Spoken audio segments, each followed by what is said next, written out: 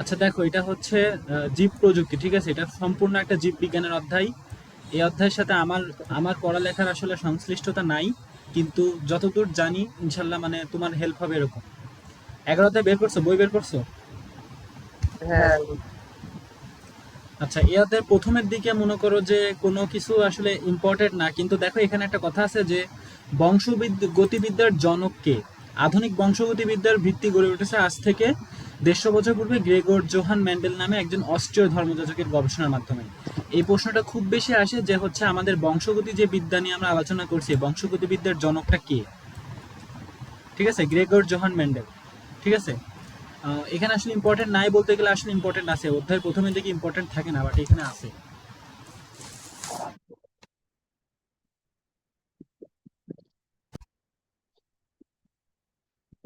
Mouse pointer touch করে না। এখন দেখো হচ্ছে মেন্ডেলের আবিষ্কারের মূল প্রতিপাদ্য হচ্ছে জীবের প্রতিটি বৈশিষ্ট্য একজোড়া ফ্যাক্টর দ্বারা নিয়ন্ত্রিত। এই জিনিসগুলো আসলে সামনের দিকে পাবে, এখানে আসলে কিছু মূল কথা বলছে। একজোড়া ফ্যাক্টর দ্বারা নিয়ন্ত্রিত কারণ হচ্ছে ক্রোমোজোম হচ্ছে জীবের বংশগতি বৈশিষ্ট্যের একক। এই ফ্যাক্টরটাই হচ্ছে ক্রোমোজোম, ঠিক আছে? বেটসন 1908 সালে মেন্ডেলের ফ্যাক্টরের নাম দিলেন জিন। তাহলে জিন এই নামটা কে করণ করছে? বেটসন। ঠিক আছে, এইগুলো হচ্ছে এমসিকিউতে খুব বেশি আসে। ঠিক আছে। বিংশ শতাব্দীর শুরু থেকে বংশগতিবিদ্যা নানাভাবে বিকাশ লাভ করতে থাকে, এটা খুব বেশি ইম্পর্টেন্ট না। বংশগতি একক বা জিনের, এই দেখো এখানে এমসিকিউ আসে কোনটা, বংশগতি একক কি? আমি যে লাইনগুলো বললাম সেগুলো কিন্তু দাগাবা। দেখো, বংশগতি একক বা জিনের উপাদানের প্রকৃতি, এমসিকিউ এভাবে চলে আসে যে বংশগতির এককটা কি? সবাই দেখাবে ক্রোমোজোম, বাট সঠিক অ্যান্সার হচ্ছে জিন। শুনতে পারছো? জি। আচ্ছা, এরপরে হচ্ছে জীববিজ্ঞানীরা পরীক্ষা নিরীক্ষা শুরু করলেন নিষেক ছাড়াই কিভাবে একটি জীবকোষ থেকে জিন আর একটা জীবকোষে প্রতিস্থাপন করা যায়। ঠিক আছে। নিষেক বলতে বোঝায় যে মনে করো মানবদেহের শুক্রাণু ডিম্বাণুর সাথে গিয়ে মিলিত হচ্ছে, এই প্রসেসটা হচ্ছে নিষেক। মানে এটা সাধারণত উদ্ভিদের ক্ষেত্রে নিষেকটা হয়ে থাকে, যে আমি একটা হচ্ছে পুংজনন কোষকে একটা স্ত্রী জনন কোষের কাছে নিয়ে যাচ্ছি, গিয়ে সেখান থেকে একটা বীজ উৎপন্ন হচ্ছে। এই যে এই প্রসেসটা হচ্ছে নিষেক। তো হচ্ছে বিজ্ঞানীরা গবেষণা করছেন যে নিষেক ছাড়াই আহ, জীবকোষ থেকে একটা জীবকোষ থেকে জিন আর একটা জীবকোষে কিভাবে প্রতিস্থাপন করা যায়। ক্যালিফোর্নিয়া বিশ্ববিদ্যালয়ের গবেষক হাবার্ট বয়ার এবং হচ্ছে স্ট্যানলি কোহেন 1973 সালে প্রথম নিষেক ছাড়া কৃত্রিমভাবে জিন সংশোধনের সাফল্য লাভ করেন। এগুলো এগুলো সব এমসিকিউ টাইপের, তো এই সাল দিয়ে এবং নাম দিয়ে যে কথাগুলো আছে সেগুলো একটু মনে রাখতে হবে। মনে রাখা ছাড়া আর কোনো বিশেষ বিকল্প নাই। এবার অধ্যায় আছে বোঝা এবং রিটেন টাইপের কোশ্চেন দিকে আমরা আগাই। ঠিক আছে। এরপরে দাঁড়াও, এই অধ্যায়টা কতটুকু বড় একটুখানি দেখি। ডিএনএ আরএনএ এগুলো সব একদম মুখস্থ, ঠিক আছে? মানে শুধু বুঝলে কোনো লাভ হবে না, জাস্ট মুখস্থ। অনেক কিছু আছে অধ্যায়ে। এই 3 দিনে মেবি শেষ হবে না। ভাবছিলাম ঢাকা থেকে অনেক ঢাকায় বড় তো। ঢাকায় যাওয়ার আগে শেষ করব। তো এরকম যদি হয় যে আমি ঢাকায় যা থাকা অবস্থায় অনেক দূর বা শেষ হয়ে গেছে যতটুকু, তারপরে আবার কিছুদিন ম্যাথ করে আবার পড়বো, এটাও হতে পারে, দেখি। আচ্ছা, তাহলে এখন আমি দেখি এখানে কি, কোষ হচ্ছে জীবদেহের একক। এই জিনিসটা আসলে আসলে বলতে আসলে নতুন করে বোঝানোর কিছু নাই। দেখো এখানে মনে করো এইটুকু তোমার হাতের একটা পার্ট, তোমার হাতের একটা অংশ। এখান থেকে একদম ছোট ছোট করে ভাগ করলে, একদম মাংসকে আরো কোটি কোটি ভাগে ভাগ করলে একদম ছোট্ট একটা ক্ষুদ্র যে অংশগুলো আসছে, এই প্রত্যেকটা অংশ হচ্ছে কোষ। এবং জীবদেহের এককই হচ্ছে কোষ। মানে জীবদেহকে সর্বনিম্ন ভাগে ভাগ করলে যে অংশটা পাওয়া যায়, সর্বনিম্ন মানে এর থেকে ছোট ভাগে আর ভাগ করা যায় না, ভাগ করলে যে জিনিসটা হ্যাঁ। পাওয়া যায় সেটা হচ্ছে কোষ। এটি লাইনটা আসলে এক্সপ্লেন করার মতো এইটুকুই। যেটি অন্য যেটি অন্য কোনো সজীব মাধ্যমের সাহায্য ছাড়াই নিজের প্রতিরূপ তৈরি করতে পারে। কোষ আসলে নিজের, দেখো তোমার যেই দেহের কোষগুলো যা আস্তে আস্তে বাড়ছে, এটা মাইটোসিস কোষ বিভাজন প্রক্রিয়া, যে একটা ছোট কোষ থেকে বড় হতে হতে মনে করো একটা ছোট ভ্রূণ ছিল এইটুকু, এটুকু একটা ভ্রূণ, তুমি মায়ের গর্ভে ছিলে, সেখান থেকে বড় একটা শিশু হয়ে তুমি জন্ম হয়ে গেলে। ঠিক আছে। তো এখন হচ্ছে এই জিনিসটা আসলে অন্য কোনো সজীব মাধ্যম কিন্তু লাগছে না, বা অন্য কোনো কোষের হেল্প কিন্তু লাগছে না, কোষ নিজেই কিন্তু নিজেকে স্ববিভাজন করে বড় হচ্ছে। তাহলে কোষ এমন একটা জিনিস যেটা অন্য কোনো সজীব মাধ্যমের হেল্প ছাড়াই নিজেই বিভাজিত হয়ে বড়, মানে অনেকগুলো কোষ তৈরি করতে পারছে। ঠিক আছে। রেকর্ডিং গুলো থাকবে অবশ্যই, এই জি। প্রত্যেকটা লাইনের এক্সপ্লেন আসলে শুনবা। ঠিক আছে। আচ্ছা, কোষকে দুই ভাগে ভাগ করা যায়, অনেক কিছুর বিচারে ভাগ করা যায় কোষকে, বাট এখানে অন্য একটা জিনিসের কথা বলছে। কোষকে দুই ভাগে ভাগ করা যায়, এক ধরনের কোষে সুগঠিত নিউক্লিয়াস থাকে না। আর এক ধরনের এবং অন্য ভাগে সুগঠিত নিউক্লিয়াস থাকে। কোষকে যে শুধুমাত্র এই জিনিসটার উপরেই বেসিস করে যে অনেক ভাগে ভাগ করা যায় এমন না। কোষের আকার আকৃতির উপর ভিত্তি করে ভাগ করা যায়। তারপরে কোষে প্রোটোপ্লাস্টের উপস্থিতির উপর ভিত্তি করে ভাগ করা যায়। প্রোটোপ্লাস্ট বলতে যেটার কারণে উদ্ভিদ সবুজ হয়, মানে এগুলোর উপরে ভিত্তি করে আসলে ভাগ করা যায়। তারপর উদ্ভিদ কোষ না প্রাণী কোষ, এটার উপর ভিত্তি করে কোষকে ভাগ করা যায়। তো এখানে জাস্ট দুইটা ভাগ দিছে, মানে একটা একটা টপিক আনছে যেটার উপর বেসিস করে দুই ভাগে ভাগ করা যায়। একটা হচ্ছে সুগঠিত নিউক্লিয়াস থাকে না, আর একটাকে হচ্ছে সুগঠিত নিউক্লিয়াস থাকে। ঠিক আছে, কোষের নিউক্লিয়াসের ভিতরেই জীবদেহের মানে নিউক্লিয়াসটাই কিন্তু কোষের মেন জিনিস। ঠিক আছে, নিউক্লিয়াসের ভিতরে সব ইম্পর্টেন্ট জিনিসগুলো থাকে যেটা আসলে মানে দেহের জন্য কাজ করে, আবার হচ্ছে বংশগতির জন্য কাজ করে থাকে। ঠিক আছে, এই কোষের নিউক্লিয়াসের ভিতরেই জীবদেহের জন্য প্রয়োজনীয় অনেক উপাদান থাকে, যার একটি হচ্ছে ক্রোমোজোম। নিউক্লিয়াসের ভিতরে অনেক ইম্পর্টেন্ট উপাদানগুলো থাকবে যেটা জীবদেহের জন্য গুরুত্বপূর্ণ, তার মধ্যে একটি হচ্ছে ক্রোমোজোম। ঠিক আছে, আচ্ছা, প্রতিটি প্রকৃত কোষ বিশিষ্ট জীবের নিউক্লিয়াসের নিউক্লোপ্লাজমে অনেক ক্রোমাটিন ফাইবার থাকে। ঠিক আছে, আচ্ছা দেখো হচ্ছে প্রকৃত কোষ বিশিষ্ট জীব, মানে যার কোষে নিউক্লিয়াস থাকে সেটাকে হচ্ছে প্রকৃত কোষ বলে। ঠিক আছে, প্রকৃত কোষ জিনিসটা কি? যার কোষে নিউক্লিয়াস থাকে। আর যার কোষে নিউক্লিয়াস থাকে না সেটাকে আদি কোষ বলে। এটা এখানে হয়তো নাই অথবা সামনের দিকে আছে, বুঝতে পারছো? প্রতিটি প্রকৃত কোষ বিশিষ্ট কোষের নিউক্লিয়াসের নিউক্লিওপ্লাজমে অনেক ক্রোমাটিন ফাইবার বা তন্তু থাকে। এই ছবিটা আসলে এখান থেকেই বোঝা যায়। দেখো, এখানে এই পুরো অংশটা কিন্তু একটা নিউক্লিয়াস। ঠিক আছে, এবারে দেখো নিউক্লিয়াসের ভিতরে যে এই সব মানে নীল যে পার্টগুলো দেখছো, এটা কি নিউক্লিওপ্লাজম। নিউক্লিওপ্লাজম কি একটা তরল অংশ যার মধ্যে এই নিউক্লিওলাসটা ভেসে থাকে। এই নিউক্লিওপ্লাজম জিনিস কোনটা? এই নিউক্লিয়াসের ভিতরে যে তরল বা লিকুইড অংশটা আছে সেটাকে বলে নিউক্লিওপ্লাজম। দেখো এখানে যে সুতার মতো বা চুলের মতো যে পার্টগুলো দেখছো, এই জিনিসগুলোকে কি বলে? ক্রোমাটিন ফাইবার বা ক্রোমাটিন তন্তু। এই দেখো, তাহলে এই পুরোটা একটা নিউক্লিয়াস, এই পুরোটা একটা নিউক্লিয়াস। এর মধ্যে নিউক্লিওপ্লাজম, এই তরল পার্টটা থাকে।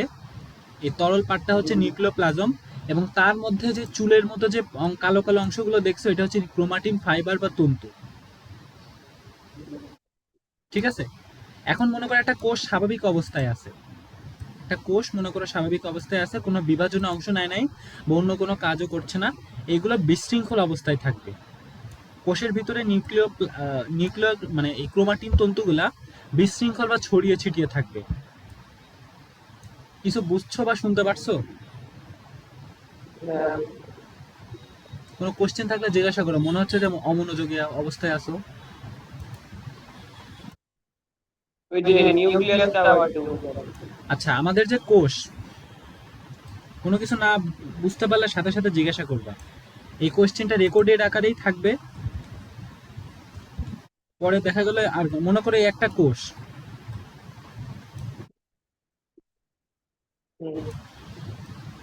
এটা একটা কোষ। এই কোষের ভিতরে মাঝামাঝি স্থানে তো নিউক্লিয়াসটা থাকে।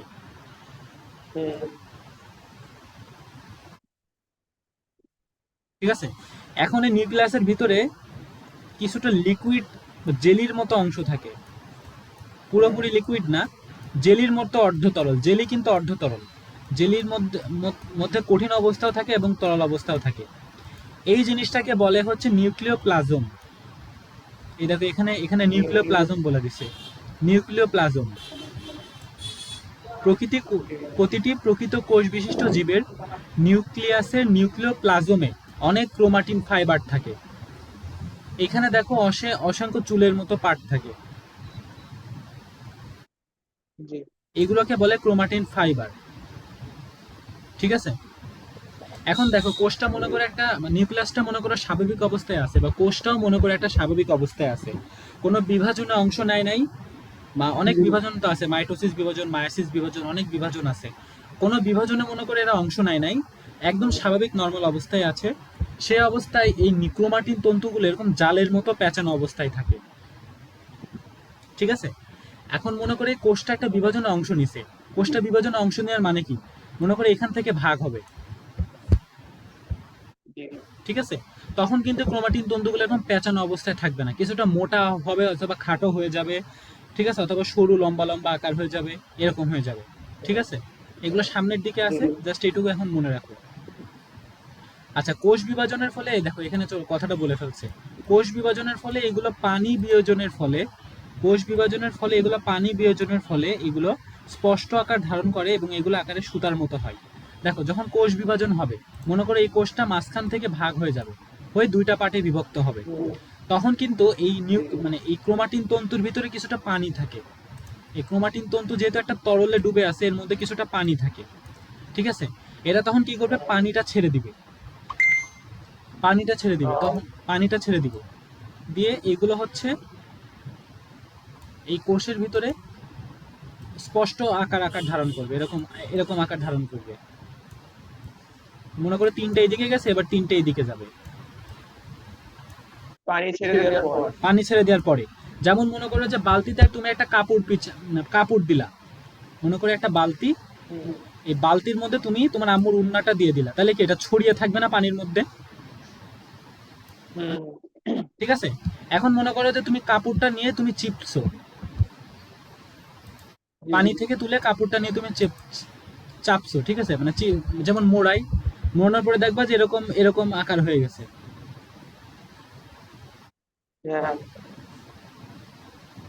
ঠিক আছে? তো ঠিক এরকম হবে যখন হচ্ছে কোষের নর্মাল অবস্থায় থাকবে, তখন নর্মাল মনে করা পানির মধ্যে ক্রোমাটিন তন্তুগুলো ডুবে আছে, তখন এরকম এই কাপড়টাকে তুমি বালতির মধ্যে ছেড়ে দিলে যেরকম থাকবে সেরকম হয়ে যাবে। এবং বিভাজনের সময় যখন পানি বিয়োজন হবে, তখন এটা হচ্ছে এরকম মোটা মোটা আকার, স্পষ্ট আকার ধারণ করবে এবং বিভাজনটা মাঝখান থেকে হয়ে যাবে, ঠিক আছে? তখন এগুলোকে ক্রোমোজোম বলে, ঠিক আছে? তাহলে পানি ছাড়ার পরে ক্রোমোজোম, যখন পানিটা ছেড়ে দিছে, পানি বিয়োজন করছে, তারপরে নাম হয়েছে ক্রোমোজোম। কিন্তু তার আগে যখন সে স্বাভাবিক অবস্থায় ছিল, যখন সে কোনো বিভাজনে অংশ নেয় নাই, যখন সে স্বাভাবিক অবস্থায় ছিল, তখন তার নাম ছিল ক্রোমাটিন তন্তু। এরকম যখন স্বাভাবিক অবস্থায় ছিল পেঁচানো, তখন নাম ছিল ক্রোমাটিন তন্তু, ঠিক আছে? আচ্ছা, কোষ বিভাজনের সময় কোন কোন দশাতে, কোষ বিভাজনের কিন্তু অনেকগুলো দশা আছে, তার মধ্যে সেগুলোর নাম হচ্ছে prophase, prometaphase, metaphase, anaphase, telophase, এরকম 5টা দশা আছে। এই হচ্ছে এর মধ্যে প্রোফেজ এবং হচ্ছে মেটাফেজ দশাতে ক্রোমোজোমগুলোতে পানি ছেড়ে দেয় এবং সেগুলো স্পষ্ট হয়, বুঝতে পারছো? প্রতিটি প্রজাতির কোষের ক্রোমোজোম সংখ্যা সবসময় নির্দিষ্ট। মানুষের কোষে যতগুলো ক্রোমোজোম থাকে, মানুষ একটা প্রজাতি, যদি তুমি উটের কথা চিন্তা করো, উটের যে প্রজাতি তাদেরও একটা ক্রোমোজোম সংখ্যা ফিক্সড থাকে, ঠিক আছে? মনে করো যে উদ্ভিদের একটা নির্দিষ্ট প্রজাতি, এখানে বলে দিয়েছে যে মনে করো অর্থাৎ একটি প্রাণী অথবা উদ্ভিদ কোষে যদি 12টি ক্রোমোজোম থাকে, তাহলে সেই প্রজাতির সকল সদস্যের কোষে ক্রোমোজোম সংখ্যা 12 থাকবে। মনে করো গোলাপের যদি ক্রোমোজোম সংখ্যা 12 হয়, তাহলে গোলাপের যে কোনো প্রজাতি আনো, লাল, নীল, হলুদ, তাহলে সবসময় এটা ফিক্সড, ওই 12টাই থাকবে, এর থেকে বেশি চেঞ্জ হবে না। আবার মনে করো মানুষের কোষে যদি 24টা ক্রোমোজোম থাকে, তাহলে তুমি নিগ্রো মানুষ বলো, সাদা মানুষ বলো, ফর্সা মানুষ বলো, সবার 24টা ফিক্সড, এটা কখনোই চেঞ্জ হবে না। এবং যখন এটা চেঞ্জ হওয়া শুরু হবে, তখনই দেখবা যে মানুষের অদ্ভুত অদ্ভুত কিছু জিনিস প্রকাশ পাচ্ছে, বৈশিষ্ট্য প্রকাশ পাচ্ছে, এবং এটা সাধারণত চেঞ্জ হয় না, মানে চেঞ্জ হয়েছে এরকম রেকর্ড খুবই কম। পড়া কি বোঝা যাচ্ছে? আচ্ছা, এরপরে দেখো ক্রোমোজোমের আকৃতি। ক্রোমোজোমের আকৃতি সাধারণত লম্বা হয়ে থাকে, মানে এটা তো আর বোঝানোর কিছু নাই। ক্রোমোজোম, এখানে ছবিটা দেখা যাচ্ছে, দেখো এখানে যে ক্রোমোজোমের যে জিনিসটা আছে, ছবিটা, প্রত্যেকটা জিনিসের নাম মনে রাখতে হবে। এটা স্যাটেলাইট, গৌণ কুঞ্চন, তারপরে হচ্ছে ক্রোমোনেমাটা, তারপরে বাহু, সেন্ট্রোমিয়ার, ধাত্র, এগুলো একটু হালকা পাতলা মনে রাখবা, কারণ পরীক্ষাতে ক্রোমোজোমের ছবি আঁকতে দিবে এটুকু, মানে ক্রোমোজোম তোমাকে ক্রোমোজোমের বিবরণ দিতে বলবে, তার সাথে যদি তুমি ছবিটা একদম পারফেক্টলি আঁকাই দাও, তোমাকে আর মানে খাতার ডিপলি যাবে না, তোমাকে ছবিটা দেখে 3-3 দিয়ে দিতে পারে, ঠিক আছে? ছবিটা একদম অ্যাকুরেটলি, যে স্যাটেলাইট, গৌণকুঞ্চন, ক্রোমোনেমাটা, তারপরে হচ্ছে ধাত্র, সেন্ট্রোমিয়ার, বাহু, এগুলো তুমি প্রপারলি লিখে যদি একটা ছবি আঁকাই দিতে পারো, তাহলে ওখানে ফুল মার্কস পেয়ে যাবা। প্রতিটি ক্রোমোজোমের দেহ 2 গুচ্ছ সুতোর মতো অংশ নিয়ে গঠিত, 2 গুচ্ছ সুতার মতো অংশ নিয়ে গঠিত। দেখো তোমাকে বলছিলাম যে হচ্ছে মনে করো ক্রোমোজোমটা এইভাবে আছে, পানির মধ্যে এরকম ছড়িয়ে ছিটিয়ে আছে, কাপড় নিংড়ানো হয়ে গেলে যেরকম হয়, কাপড় নিংড়ানো হলে যেমন উড়না নিংড়ানো হলে যেরকম এরকম হয় উড়নাটা, এরকম এ একটা গুচ্ছ, এ একটা গুচ্ছ, দুই গুচ্ছ। জি। তাহলে প্রতিটি ক্রোমোজোম দুই গুচ্ছ সুতার মতো অংশ নিয়ে গঠিত। প্রতি গুচ্ছ সুতার মতো অংশকে ক্রোমোনেমা বলে। ঠিক আছে, প্রতি গুচ্ছ সুতার মতো অংশকে, এই একটা গুচ্ছকে বলে ক্রোমোনেমা, এই এক পাশের গুচ্ছকে বলে ক্রোমোনেমা, আর দুই পাশের দুটো মিলেই হচ্ছে ক্রোমোজোম। এগুলো এমসিকিউতে খুব বেশি আসে যে ক্রোমোনেমা কোনটা। সবাই বলবে এই ওয়ার্ড তো বইয়ে নাই, এবং বহু বচনে ক্রোমোনেমাটা বলে। ঠিক আছে, প্রতি গুচ্ছকে তুমি এটা যদি সিঙ্গুলার ওয়ার্ড হয় বা এক গুচ্ছের ক্ষেত্রে, কথা বোঝা যায়নি, বলার একবার। একটা গুচ্ছ হচ্ছে ক্রোমোমেটা, একটা গুচ্ছকে বলে মানে ক্রোমোনেমা, ক্রোমোনেমা। আর বহু বচনে বা প্লুরাল ওয়ার্ডে আমরা এটাকে বলি ক্রোমোনেমাটা। হ্যাঁ, জি। হয়ে গেল। আচ্ছা, নিচে কোষ বিভাজনের সময় প্রতিটি ক্রোমোজোম দুই ভাগে ভাগ হয়ে যায়, এদের প্রতিটিকে ক্রোমাটিড বলে। এবারে আসো আর একটু ডিটেলস আলোচনা করি।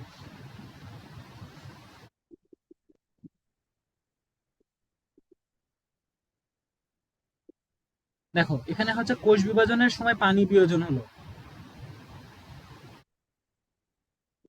হয়ে ক্রোমোজোমটা এই আকার ধারণ করলো, কন্যার মতো। জি। এই প্রতিগুচ্ছকে আমরা ক্রোমোনেমা বলছি। এখন একসাথে অ্যাটাচড অবস্থায় আছে, আমরা এটাকে ক্রোমোনেমা বলছি, এবং হচ্ছে বহু বচনে ক্রোমোটোমাটা বলছি, তাই তো, ক্রোমোনেমাটা বলছি। ঠিক আছে, এখন দেখো কোষ বিভাজনের সময় মনে করো এটা তো এখন অ্যাটাচড অবস্থায় আছে, বাট কোষ বিভাজনের সময় এটা এরকম দুই ভাগে ভাগ হয়ে গেল, ভাগ জি। হয়ে গিয়ে মনে করো এরকম একটা অংশ গঠন করলো, আর এরকম একটা অংশ গঠন করলো। এদের প্রতি পার্টটাকে আমরা ক্রোমাটিড বলি, এগুলোকে আমরা বলি ক্রোমাটিড।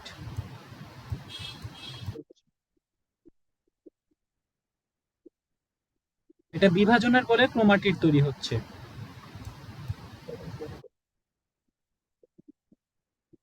মাউস দিয়ে লেখাটা একটু কষ্টকর।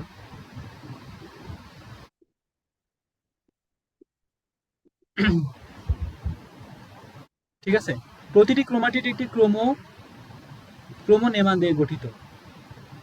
ঠিক আছে, এই দেখো ক্রোমোনেমা, এটা সিঙ্গুলার ওয়ার্ডে ক্রোমোনেমা ছিল না, এই যে এটাকে আমরা ক্রোমোনেমা বলছি না। জি। তাহলে এই প্রতিটা ক্রোমাটিড কি একটা ক্রোমোনেমা নিয়ে গঠিত। এটা ভাগ হয়ে তো ক্রোমাটিড হয়ে যাচ্ছে, সিঙ্গেলটাই তো ভাগে ক্রোমাটিড হয়ে যাচ্ছে। এই প্রতিটা ক্রোমাটিড একটা ক্রোমোনেমা নিয়ে গঠিত, বা ক্রোমাটিডটা ওয়ান কাইন্ড অফ ক্রোমোনেমা এরকম।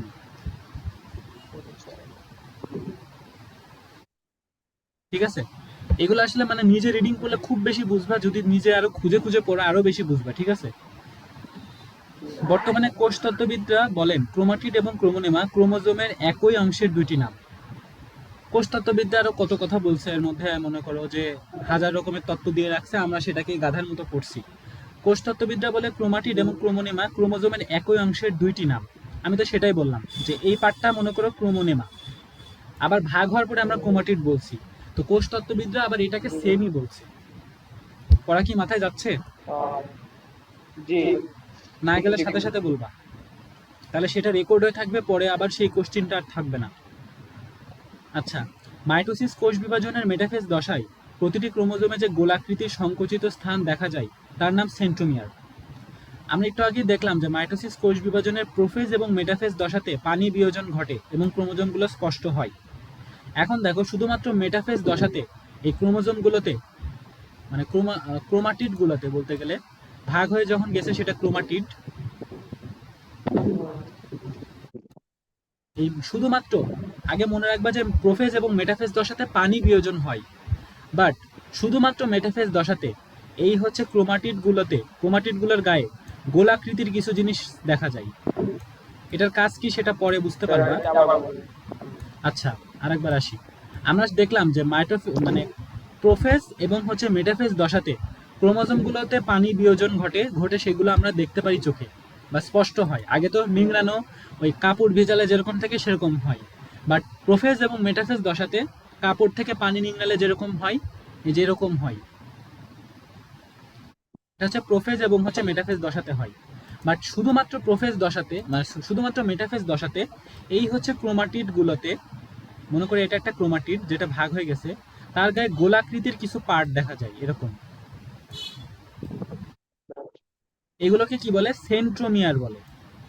দেখো এখানে বলছে যে সেন্ট্রোমিয়ার, এই দেখো গোলাকৃতির একটা পার্ট, এটাকে আমরা বলি কি সেন্ট্রোমিয়ার। ঠিক আছে। আবার অনেকে একে কাইনেটোকোরও বলে। ঠিক আছে, ওয়ার্ডগুলো কিন্তু মনে রাখা কঠিন।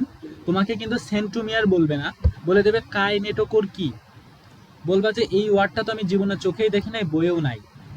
বাট এটা খুবই ইজি একটা জিনিস যে মাইটোসিস কোষ বিভাজনের মেটাফেজ দশাতে ক্রোমোজোমগুলোর গায়ে যেই হচ্ছে গোলাকৃতির সংকুচিত স্থান, ছোট ছোট গোলাকৃতির, মানে মনে করে ব্রোনের মতো ছোট ছোট পার্ট দেখা যায়, এইগুলোকে বলে হচ্ছে সেন্ট্রোমিয়ার বা কাইনেটোকোর।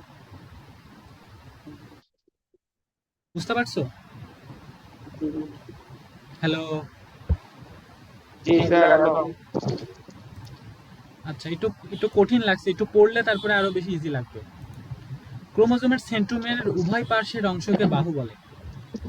দেখো এবার আমি আরো শর্টে বলি। দেখো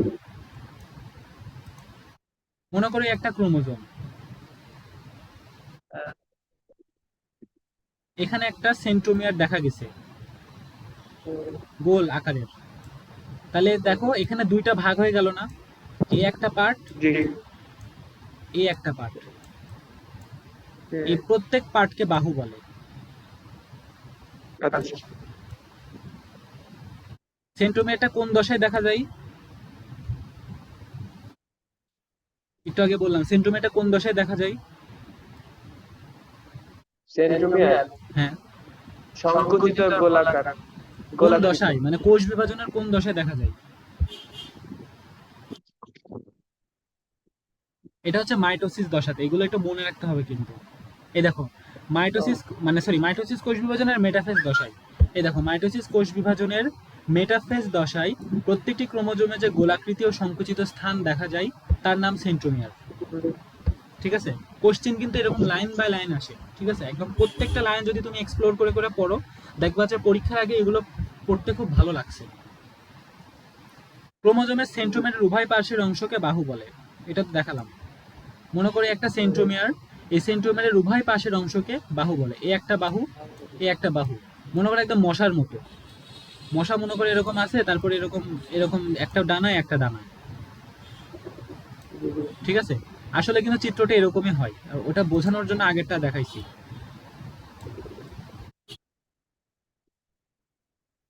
পূর্বে ধারণা করা হতো ক্রোমোজোম একটি মাতৃকা বা ধাত্র দ্বারা আবৃত, কিন্তু এটি কিছু প্রোটিন ও অজৈব পদার্থের সমাবেশ যা ইলেকট্রন মাইক্রোস্কোপ দ্বারা দেখা যায় না। মানে আগে ধারণা করা হতো যে হচ্ছে মাতৃকা বা ধাত্র মনে করে একটা প্রলেপ দ্বারা আবৃত আছে।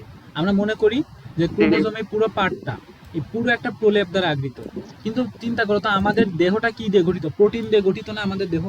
প্রোটিন মানে কি? মাংসে যেটা থাকে সেটাই প্রোটিন। তাহলে আমাদের দেহতেই তো মাংস আছে, তাহলে আমাদের দেহটা প্রোটিন না? জি। তাহলে দেখো, তাহলে এই কোষ বিভাজনের সময় যেই মানে মানে সরি এমনি যে কোষের যেই ক্রোমোজোম গুলো থাকে সেগুলো তো ক্ষুদ্রতম একক, তাহলে এগুলোও কিন্তু কি প্রোটিন দ্বারা গঠিত না? এবং প্রোটিন দ্বারাও আবৃত। ঠিক আছে, এদের বাইরে যে প্রলেপটা আছে এটা পুরোটাই প্রোটিন দ্বারা আবৃত। আচ্ছা। ঠিক আছে, বুঝতে পারছো? জি, মোটামুটি। এগুলো আরেকবার পড়তে হবে। আমি অনেক কিছু পড়াবো না আজকে। ডিএনএ আরএনএ তে গেলে তো পাগল হয়ে যাবে। এই দেখো ডিএনএ আরএনএ এসব ছবি কিন্তু কিছুটা হলো আঁকানো লাগবে। ডিএনএ পড়তে জি, গেলে একদম খাতায় মাথা, হ্যাঁ অ্যান্সারে। পরীক্ষাতে যদি তোমাকে এখন ডিএনএ এর বিবরণ দিতে বলে, তখন তুমি খালি ডিএনএ আঁকলে কিন্তু ফুল মার্ক পাবা না, 2 পাবা, 3-এর মধ্যে 2 পাবা। ছবি আঁকলে যে ছবি আঁকবে সে নিশ্চয় একটু বেশি খাটনি করছে, তাকেই 3 দিবে।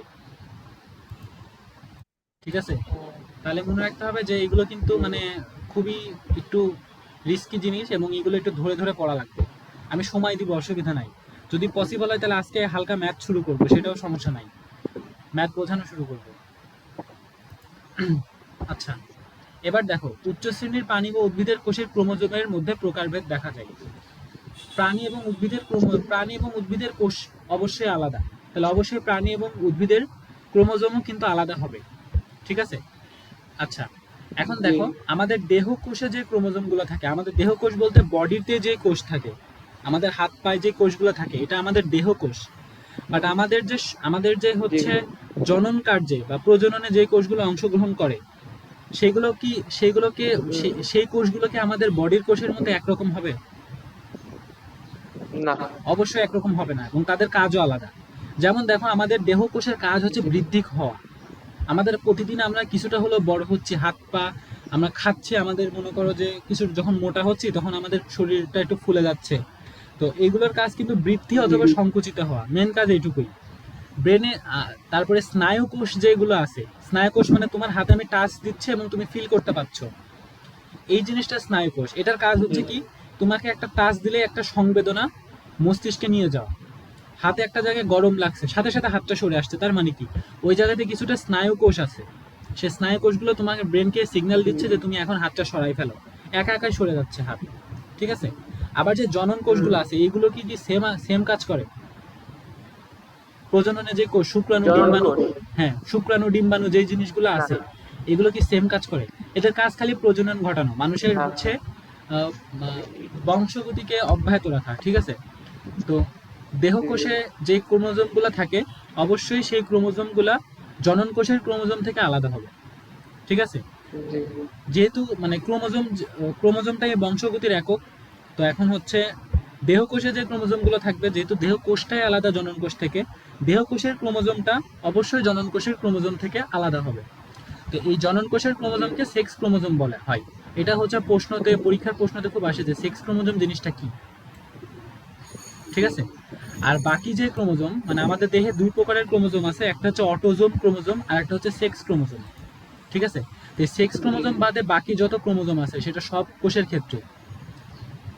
আচ্ছা, এটাকে আপগ্রেড করা যায় কিনা একটু দেখি তো। প্রতিদিন যে সিগন্যাল মারতে থাকি, একটু আপগ্রেড করার চেষ্টা করি। আপগ্রেড করতে গেলে আবার পে করা লাগবে, মাপ চাই। 10 মিনিটে এটা শেষ হয়ে যাবে। আচ্ছা, তাহলে মনে করো যে জনন কোষে যে ক্রোমোজোমগুলো আছে সেগুলোকে আমরা সেক্স ক্রোমোজোম বলছি। আর জনন কোষ বাদে বাকি শরীরের যেসব কোষ আছে, সেখানকার যে ক্রোমোজোমগুলো আছে সেগুলোকে আমরা অটোজোম ক্রোমোজোম বলি। অটিজম। অটোজোম, জি অটিজম না, অটিজম কিন্তু একটা রোগের নাম। অটোজম। অটিজম হচ্ছে রোগের নাম। যে অস্বাভাবিক, মানে শিশুকাল থেকে যে অস্বাভাবিক আচরণ, এগুলো হচ্ছে, এটা হচ্ছে অটিজম। এ দেখো, পরীক্ষার খাতা আমি একদিন বলছিলাম যে হচ্ছে সব হাস্যকর ভুলভাল করে রাখে, যে নিউরন কি ইউরিন লিখে রাখছে। টিচার এসে ক্লাসে হাসাহাসি যে কি লিখছো তোমরা। তো অটিজম হচ্ছে রোগের নাম, আর অটোজম হচ্ছে ক্রোমোজোমের নাম। এখন দেখো, সেক্স ক্রোমোজোম দুই প্রকারের, একটা হচ্ছে এক্স আর একটা হচ্ছে ওয়াই। এই জি এক্স ক্রোমোজোম আর ওয়াই ক্রোমোজোমই কিন্তু নির্ধারণ করে যে সন্তানটা ছেলে হবে নাকি মেয়ে হবে। আচ্ছা ঠিক আছে। এটা নিয়ে ডিটেলস হয়তো সামনে আছে। এই এক্স ক্রোমোজোম এবং ওয়াই ক্রোমোজোমই ডিটেক্ট করে যে তুমি ছেলে হয়ে জন্মাবা নাকি মেয়ে হয়ে জন্মাবা। ঠিক আছে। আমরা আগে জানছি যে মানুষের দেহে 23 জোড়া ক্রোমোজোম থাকে। মানুষের দেহে টোটাল, দেহকোষে টোটাল 23 জোড়া 23 জন। ক্রোমোজোম থাকে। এর মধ্যে এক জোড়া হচ্ছে সেক্স ক্রোমোজোম, এই যে এক্স আর ওয়াই, দুইটা হচ্ছে সেক্স ক্রোমোজোম। তাহলে দুইটা বাদ দিলে থাকে 22 জোড়া, মানে 44টা। জি এই 44টা বা 22 জোড়া হচ্ছে অটোজোম ক্রোমোজোম। পরীক্ষাতে কোশ্চেন দিলে কয় জোড়া এবং কয়টা, যদি এরকম, এটা কিন্তু মানে মানে মনে রাখতে হবে। যদি প্রশ্নে পরীক্ষা বলে দেয় যে মানুষের শরীরে টোটাল ক্রোমোজোম কয়টা, তাহলে কিন্তু, আর অপশনে যদি 23টা এবং 46টা থাকে, তাহলে অবশ্যই অ্যান্সার হবে 46টা। কারণ এখানে 23 জোড়া বলছে, 23টা না, 23 জোড়া মানে 46টা। পরীক্ষায় সবাই যে জিনিসগুলো ভুল করে আমি সেগুলো কিন্তু এখনই বলে দিচ্ছি। তারপরেও দেখবো যে সব এই সেম জিনিসই ভুল করছো।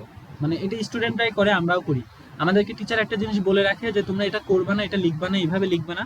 পরীক্ষা আমরা সেভাবে লিখে আসি। জি ঠিক আছে। তো এগুলো একটু মনে রাখবা যে পরীক্ষাতে কিন্তু বলে দিবে যে কয়টা ক্রোমোজোম, তখন কিন্তু 23 জোড়া বা 23টা দাগালে অ্যান্সার ভুল হবে, 46টা। আচ্ছা ঠিক জি আছে। মাথায় যতটুকু গেছে তাতেই মনে হয় কান ধরে যাওয়ার কথা। ডিএনএ কি আজকে আগাবো? জি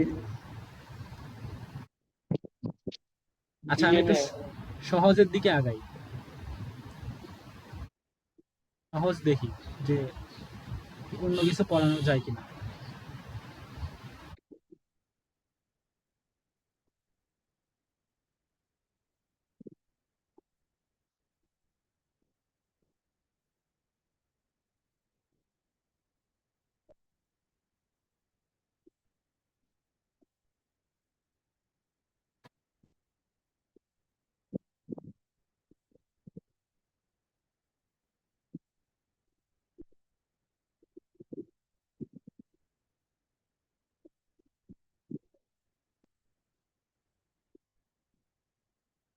না, এমন কিছু পাচ্ছি না যেটা আজকে পড়াতে পারবো।